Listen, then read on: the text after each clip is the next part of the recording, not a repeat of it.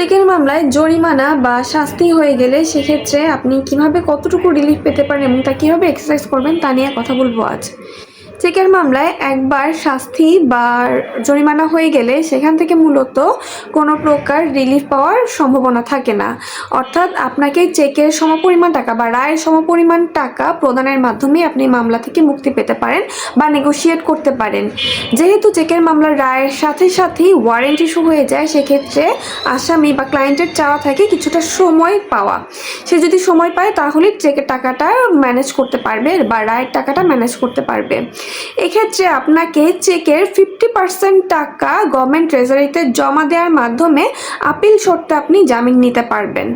এই জামিন নেওয়ার সময়টুকু, অর্থাৎ যতদিন পর্যন্ত রুল পেন্ডিং থাকবে, এই জামিন শুনানি পেন্ডিং থাকবে, ততদিন পর্যন্ত আপনি সময় পেতে পারেন এবং এই সময়টুকুতে চেকের বাকি টাকাটা, অর্থাৎ যতটুকু আপনার টাকা ডিউ ততটুকু টাকা আপনি ম্যানেজ করার মাধ্যমে এই মামলা থেকে রিলিফ পেতে পারেন।